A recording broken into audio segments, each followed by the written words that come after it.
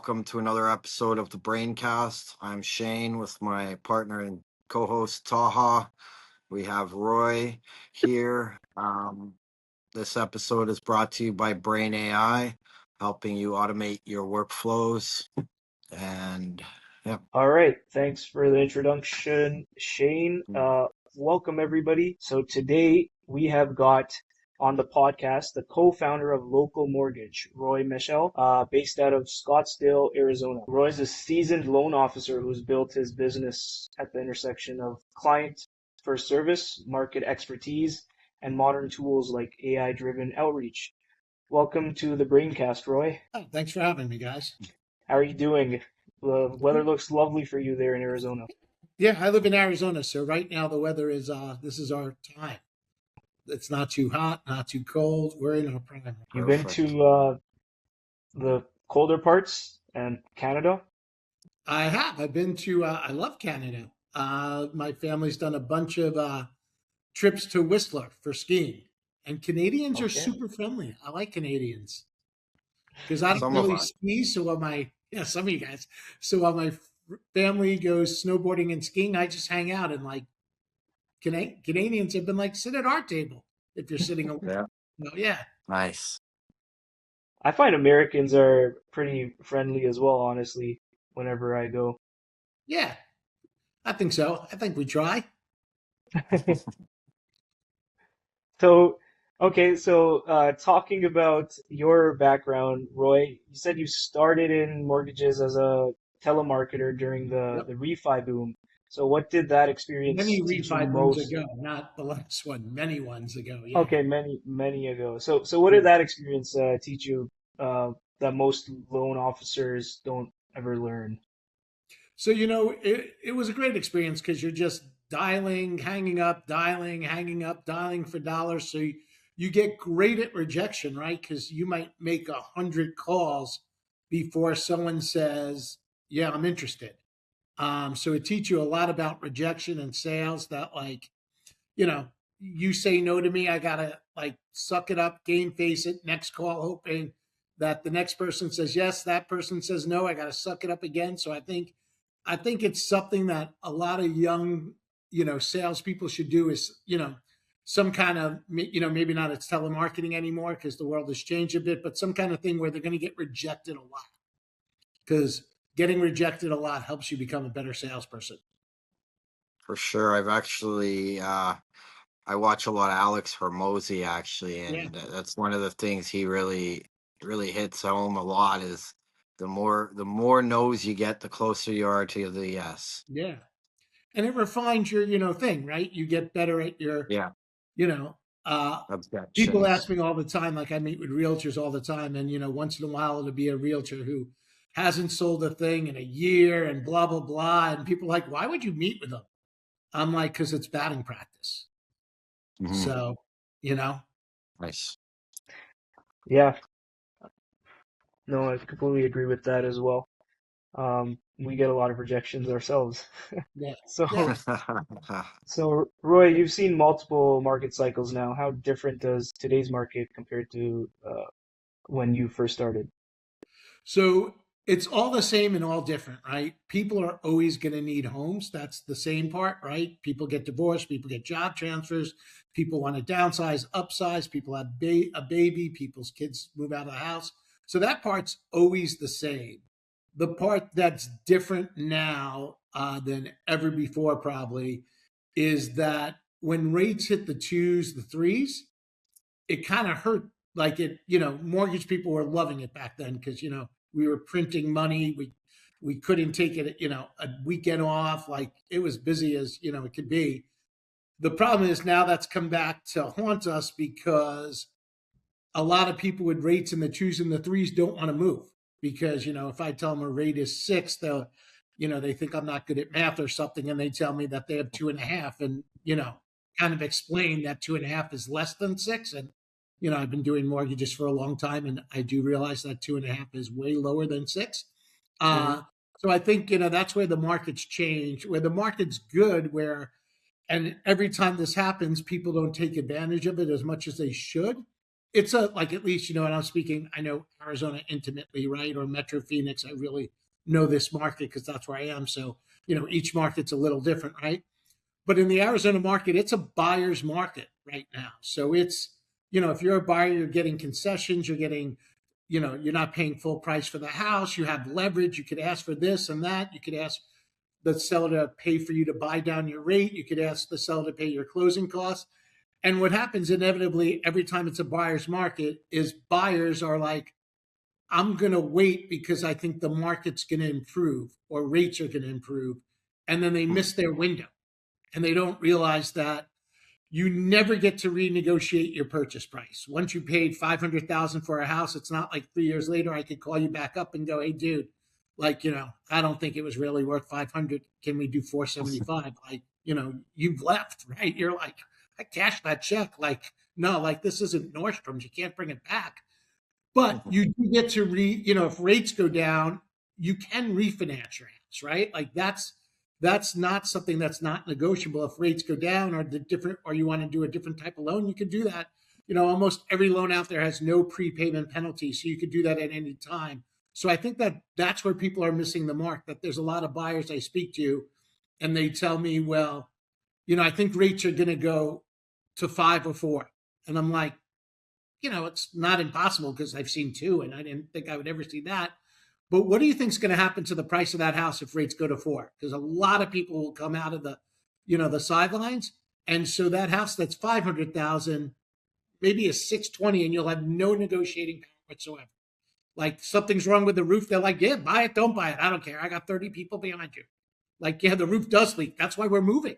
In fact, we hate it, but we're not fixing it. So I think that's what people miss out. And if they look at the cost of waiting, even if rates went down, they just left $120,000 that could have been theirs on the table. So That's a really good point, Rob. Roy, sorry. you I get, never even thought about it that way. But yeah, that makes a lot of sense for sure. So what you're saying is basically it's better to buy now because you can negotiate the price down, and when the yeah, rates actually drop, you just refinance and you're actually ahead of the game. And yeah, most people don't think of it like that. That's an excellent point. yeah. I mean, like, right now, if you were buying in Phoenix, your agent, you know, assuming they're a good one, right? You look at a house, say 600,000, and they would tell you they're asking 600,000, but that's not what we're going to come in our offer with. We're going to come in at 550, and we'll probably end up at 575 or something, right? But we're also going to get them to pay some closing costs. Maybe we'll have them buy the rate down. When the market's great, when it's a seller's market, your agent's going to tell you, "Hey, we don't have time to like mess around. It's 600. Let's offer 610 to lock this up." So, Hmm. that's a different, a totally different market, a different story. So I guess the principle kind of applies here as well, where time in the market beats timing the market. For sure. That's funny because I just had this conversation with someone yesterday about some stocks. And I'm like, Right. how, when the stocks hit bottom? And they're like, "How?" I'm like, "When it goes back up." Like, that's that's when it's hit the bottom. I'm like, "So trying to, they're like, it's a great time, to buy because, what's going on." And I'm like, "Yeah, I agree." I'm like, "But I'm not like timing the market. I'm just buying." Right. And, yeah, I Yep. think after this whole war thing's over, yeah, the market will probably go back up. You're right. But you're trying to get stocks at the very lowest, like, You're gonna miss it. yeah, you're going to miss it, Yeah. or you're incredibly lucky. Yeah. Dollar cost average. Right. Yeah. So I think it's the same thing with, with homes in a buyer's market. Like, yeah, like, it's better to pay a mortgage than pay rent. So do it now while you have negotiating power. hmm So coming to That's, local mortgage, what do you say truly differentiates you guys? Because a lot of lenders, say great service and great rates. yeah, I mean, everyone says great service, great rates, right? That's kind of a table stake. I tell everyone when they're locking their loan, we Google what the average rate is that day for their type of loan. And 90 something percent of the time, we're below that average that they pull up. So, we back up our great rates with, like, hey, they really are great rates.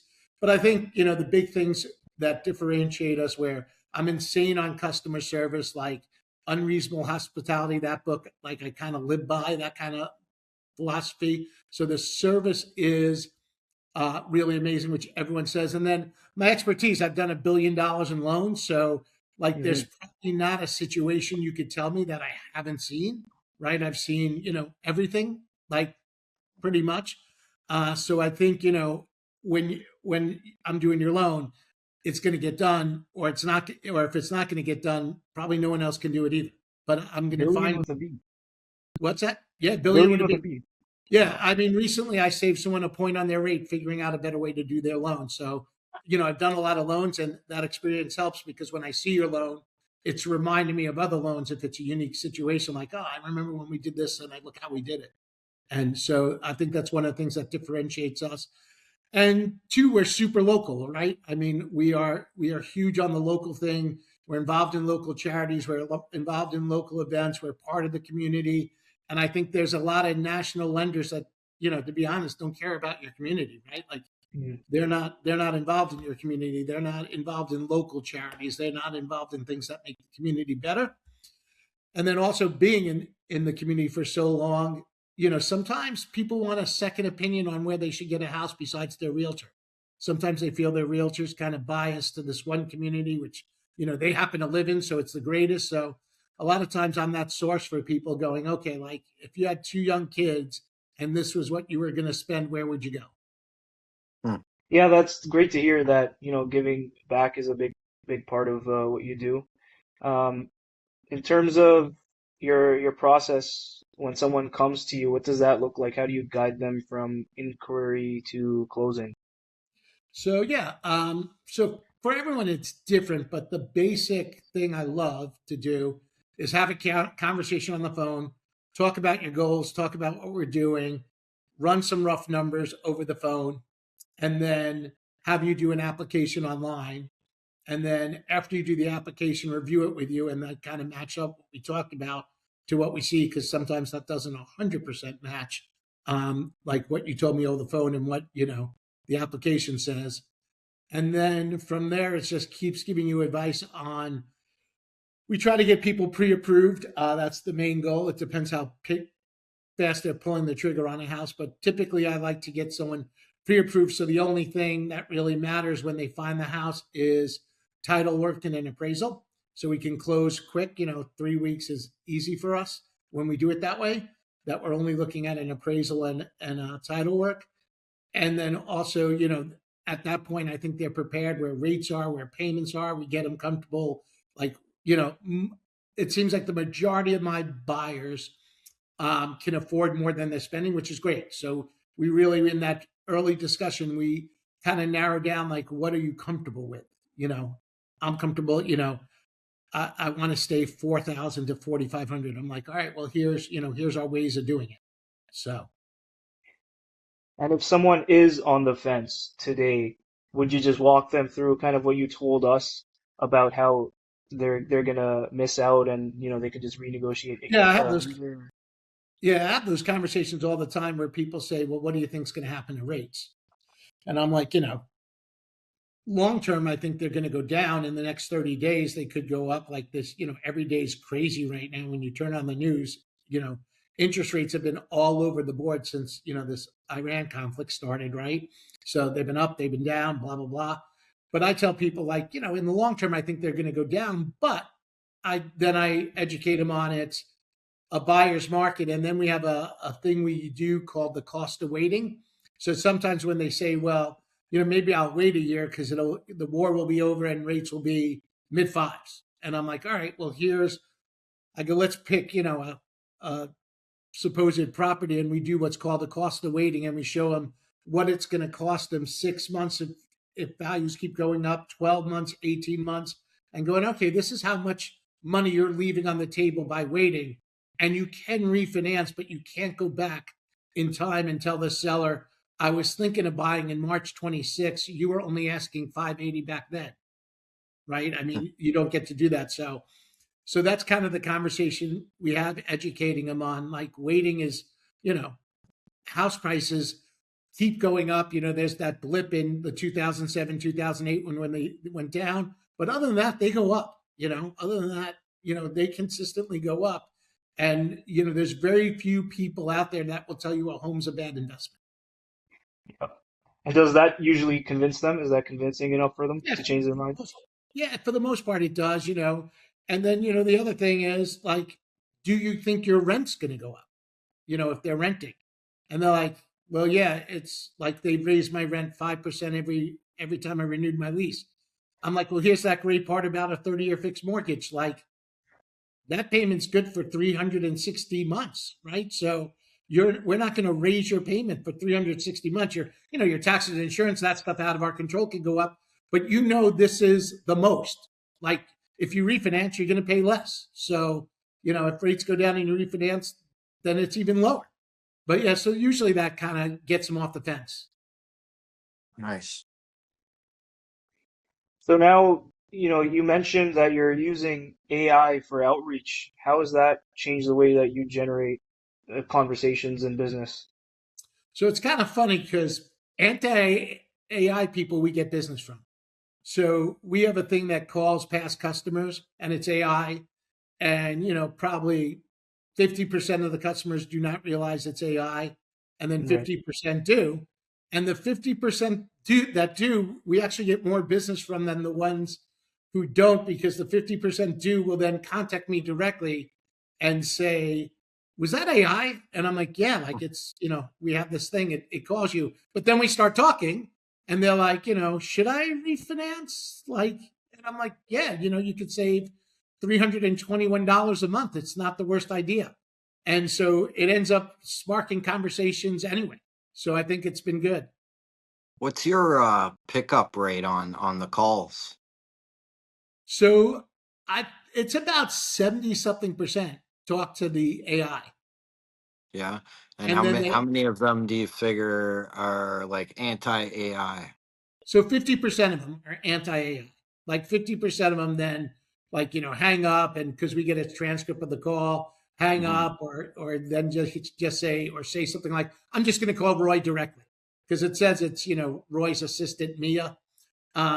So, but those are some of the best calls, because then they call me directly, and I'm having a conversation, and they're like, yeah, this AI thing. And then I explain, like, it goes through, our pipeline and looks at opportunities where people can refinance. Hmm. It's AI's looking at what your current rate is to what you're paying to our current rate, and that's why it reached out to you. And then that just starts the whole conversation, because it goes away from AI to, like, hey, if you could save me money, especially now everything costs more, right?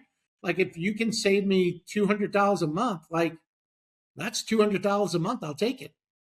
Yeah. So So the reason why I ask, Roy, is we run the same system actually for a realtor. But what we do is a dual system, and one uses a caller, the other is an SMS, and we have a far, far, far better rate through the SMS because people have no idea it's Right. AI. Yeah. So that's something you might want to consider for the future. Yeah, for sure. We got like an 85% response rate on SMS. Oh, that's pretty good.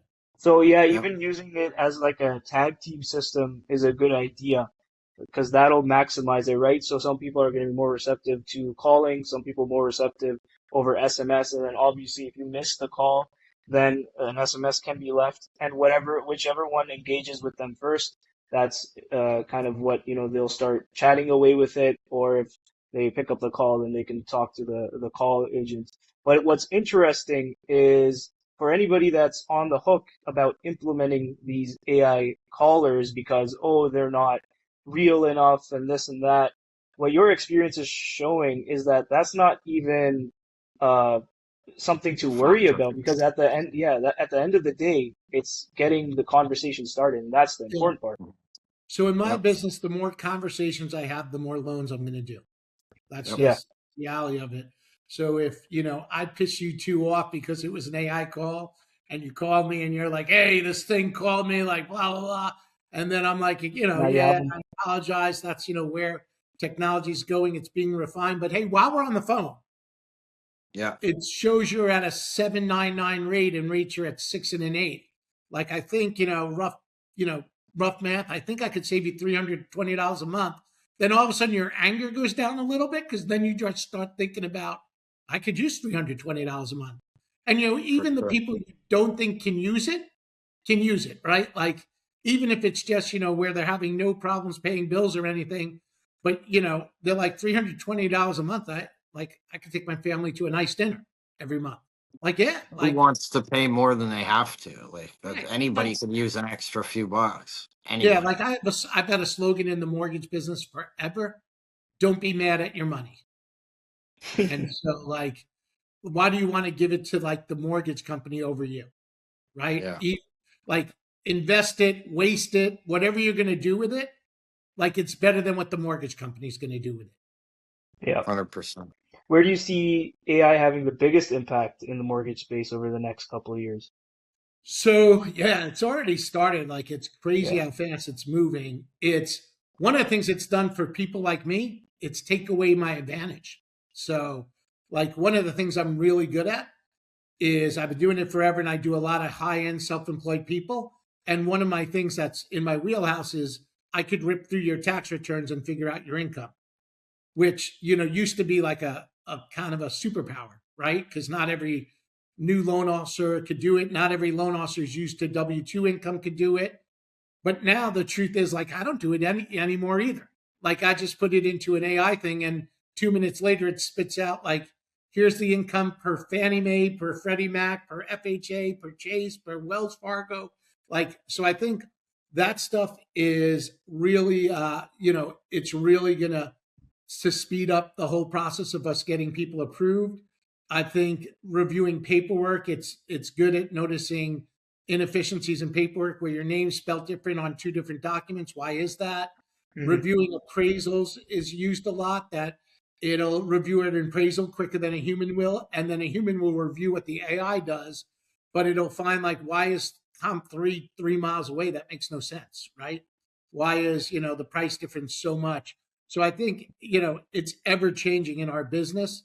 Um, you know, the income calculation, I think, is the biggest thing that we're seeing so far, that it's going to take all the documents you gave us and going to immediately, decipher them and come up with a number, and then put that number into an underwriting system. And is there a specific AI tool that you're using for that? So we use, one of our investors has it. So we use it through one of our investors. Okay, so I it's think you, more custom built, or Yeah, so it's their system. I'm sure it's white labeled. It's someone else, but it's white labeled, and then as one of the people who gives them loans, we get to use that system. oh, nice. Okay, cool. That must save a ton of headache and time and paperwork. Yeah, I mean, it is like, if even someone who's W-2'd but gets, let's say, overtime here and there, and a bonus here and there, we used to manually figure that out and then Hmm. average it, and according to guidelines, depending what kind of loan you do, is what kind of math you do. And now you're spitting those pay stubs and W-2s in, you're uploading them to an AI, and an AI a minute later is saying, this is the income. And the best part about that is the investor who we do it with, whatever that it comes up with, the income can't be lower than that number. They'll honor what the AI did. So even if the AI were to mess up somehow, they're not coming back to us and saying, hey, the AI figured 12,000, it's really Hmm. 9,900. We got a problem. They honor what the AI says. If the AI did it too low, they will increase it manually, but they'll never decrease it. So it's a huge benefit to us. Hmm. Hmm. And yeah, you said something important there as well, where you still have a human at the end of it Yeah. reviewing everything. So you're just moving the humans to more of the important tasks rather than the monotonous, which is what we say as well, that the AI is Right. going to be replacing the monotonous tasks, and people are kind of scared, oh, it's going to replace us, but it's kind of just really helping you out and enhancing you, right? So I do think it's going to replace people personally. Like, I do think that in my own experience, like, and I'm by no means like a super AI tech like savvy guy, but I'm horrible at Excel, and I've been using ChatGPT to build me Excel stuff. And where Yeah. I used to have a third party person that I paid 150 an hour to build me Yeah. this Excel stuff. And like I trust them. I think they do a good job, but something would take 5 hours, so I'm spending 150 times five and all that. And now I'm Yeah. using ChatGPT and it's building it, and it's it may take me, one thing I built I was on version 32 when it finished it, but still it's, a 2 minute prompt that like, no, I need it to do this. Now I need it to do that. So I do think it's going to take some jobs, but it's going to create a lot of jobs too, right? Well, it Just, goes It's back created to, ours. what's that? It's created our job right Yeah. now. That's what we So yeah. what do. do we do? I think every invention in history was going to take away jobs. Like if you look Yeah. at every single invention, that's what people said, it's going to take away jobs. And, they were right. But then there were other jobs, and, there were more jobs because of other things.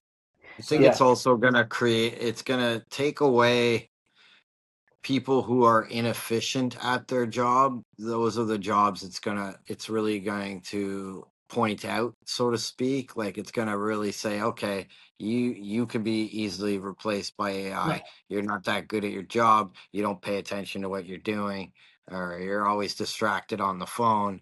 you know right. those are it's never going to replace business owners or high level executives. Like it could maybe possibly someday replace some, but like it's going to replace the bottom end people Yeah. first, I would say. Yeah. Now No. And that's not to say that they're not already using full AI systems to do surgery and whatnot in China and diagnose right. certain things in the medical field. I saw in China they have these little kiosks in their train station where you can go and put your finger in it and give a swab, and it'll tell you exactly and describe whatever your ailments are, and it'll Yeah. give you a prescription right then and there. So it's saving the doctors and the hospitals from being flooded with people already, and it's saving lives. Yeah. No, for sure. I think there's so many good things. And, the company I sold long ago, we had, a few hundred employees, and AI never has a flat tire on the way to work because it seems the same people Oh, always have flat tires, or, yep. something with their dog. They had to go to the vet 17 times, and AI doesn't do that. So I think, yeah, I mean, there's going to be some replacement of people, but then it's also going to, you know, create a lot of jobs as well.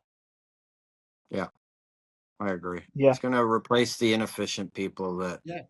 Yeah. aren't really pulling their weight, so to speak, anyway.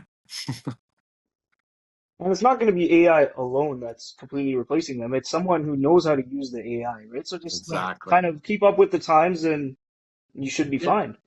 Yeah. Yeah. And I If you're think, not on the real learning it, estate and side, yeah, I was in a demo yesterday for someone where if you told the person that, you know, you want to be by this school for your kids, you want a one bedroom, I mean, a one story, not a one bedroom. You want a one story, a 4 bedroom house, but a split floor plan with a big backyard. They would used to have to search through the MLS system for that. And the demo was showing you put that all in, and you put your price range, right, and it says, okay, all these homes are within 3 miles of this high school. These are the ones that are one story, split floor plan, big backyard. Nice. yeah, Yeah. That's And then, impressive. they would, and think of how much time that's saving that realtor, right? Like that realtor would have gone through it. And then in the demo, they're like, all right, show me only cul-de-sac ones in that. And, it went from, say 63 homes to 21 homes. And now that realtor, it just saved them. It just cut out all those homes that they don't even have to search for. And now they concentrate on the 21. Wow. yeah. So we actually can connect our AI agents to the MLS system so that when a customer calls, the AI agent will already have all that information and already have it figured out. Like I've tested some of our agents and asked it like what are some good nearby restaurants to this Right. area, and it was able to know that, and it was able to know school zones, all that Yeah. kind of stuff. So it's Yeah. I think that's crazy how amazing, far right? it's Because, come. yeah, I mean, think how hard that was in the past. So that agent Yeah, becomes super more efficient because, you know, I want to be like, I'm a guy, I don't think you guys have them in Canada yet. True Food is a great lunch place for me.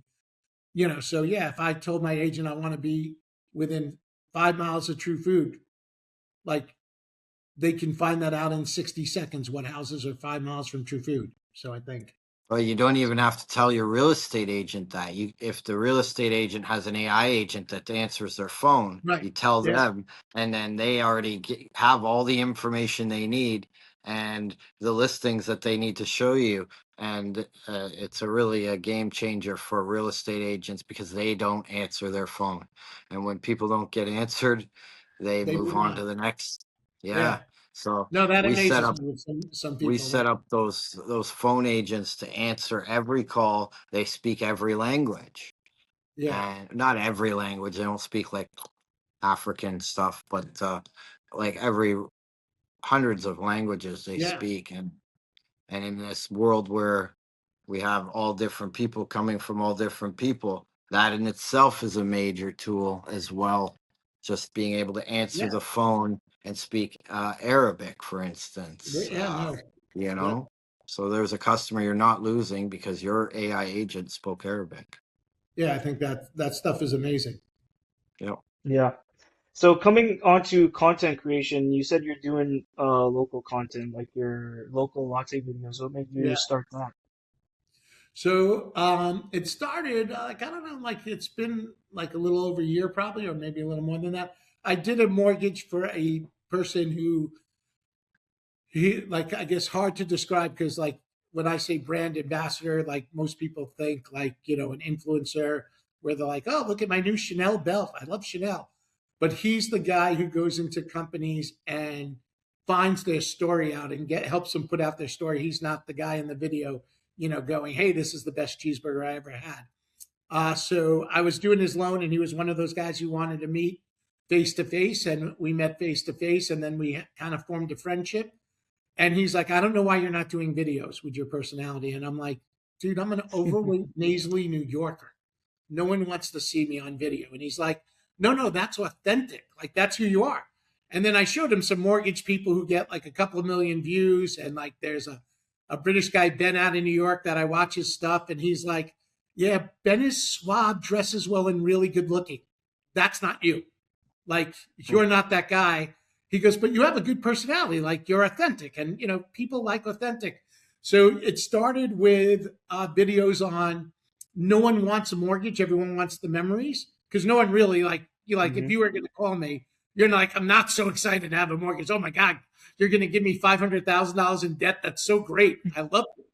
But you want the pool, like Arizona, right? It's going to be 100 soon. You want the pool to play with your kids. That's what you want.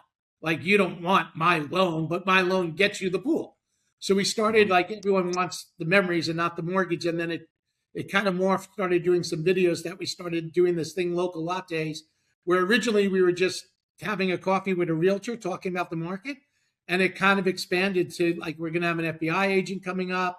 We had a stylist with Nordstrom's. We have a guy who owns a men's clothing boutique in Phoenix. We have a couple of chefs coming up that it's just been, for the most part, local people having a coffee. And it's crazy to me because I wouldn't watch me. And then, there's some videos that 16,000 people watch and some that 1,000 people watch. And I haven't figured out why one gets 16,000 and one gets, 1,000. Yeah. But to me, both of them are nuts. And like, people coming up to me going, I love the videos. It's like, all right, Hmm. like, cool. So, and they're just mainly conversations over coffee. I mean, that's the That's algorithm for you. It's tough to figure out. I've heard a lot of creators talk about how, they'll think, oh, this is the best video ever uploaded. Nobody watches it. And some random video that they post is the one that goes viral. But have you seen this translate into actual business, or is it more so just brand building right now? So it's all brand building. Like, I don't think that it's given us business. Well, I shouldn't say that, it has. So it's built brand with realtors, and a couple of the realtors who've reached out over like the local lattes thing, those have turned into conversations like, maybe you should give us a try. Like, why don't you try using us? And then that's turned into business. But most of it's been brand. I go to a lot of big real estate meetings where people would tell me like, hey, I love the local lattes, keep it up. Or I love the videos. So Are they, Roy, are they long form YouTube videos? Is that what they are? So the local lattes are about 30 minutes that we're supposed to post on YouTube, but I don't think we do. My person doesn't do it religious, but we cut that 30 minutes into three like 2 minute ones. So we have like two main parts, and then we have what's called an espresso round where it's just rapid fire questions. Like, what's your favorite neighborhood in Phoenix? What's the best restaurant in Phoenix? What's, the most best feature that you've seen in a house? What's the stupidest feature in a house? Hmm. Right. And what have you And learned how about? often, sorry, go ahead. Go ahead. No, you go How ahead. often do you post? So we post at least twice a week, Okay. sometimes 3 times a week. So we do Interesting. we do local lattes, and then we do a question of the week. So we do. Mhm. My assistant asked me a question like, "Is it better to put 20% down or 15% down?" Or if I'm preparing, if I'm a first time home buyer preparing, what are some steps I should do? So we do questions of the week every week, and then we typically will post a part of a local lattes and then maybe something else random. Like yesterday, I posted there's a vodka called Locals Only Vodka. Mhm. So I go to a lot of broker opens and I don't like to come empty handed, but I love the brand, branding the local thing. So we posted a Mhm. picture because Total Wine, which I'm not sure you guys have in Canada, but Total Wine is like a big wine store chain in the US. Um, and then the manager there, like, informed me, goes, "Hey, we're discontinuing carrying locals only." So I'm like, "Well, what do you have left?" And he's like, "I have a case, but." So I started, I've been to two stores. I probably go to one tonight. So I've been buying like all they have at each location. And we posted a picture of like drink local, stay hydrated, and a picture of vodka, Mhm. which, immediately got some good reactions that people were like, even when I bring it to Broker Open, some people think like, "Did you start a vodka brand?" And I'm like, "No, I did it."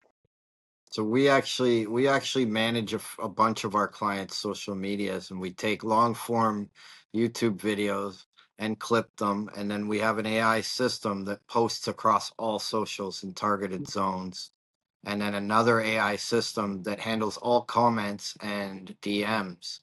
And what we found, and we combine that with an AI avatar that we can make of any person that looks and sounds just like you. We feed it a script.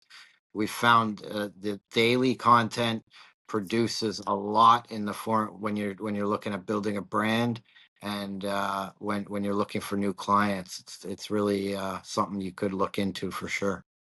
I'll, I got some questions about your video thing. Okay, Yeah, shoot. we Maybe after. Yeah, yeah, we can definitely set up something even for a little later and discuss it yeah, more and show you yeah. show you some of the I have videos an that we idea have. behind that. So Yeah, yeah. Sorry? It's really very I have an effective. idea behind that. Okay. Okay. Yeah, is there anything that you've kind of learned about what works versus what flops for like short-term content, or is it just kind of randomized by the algorithm? I have no idea. Like, you know, I have no I don't think idea. any of us do.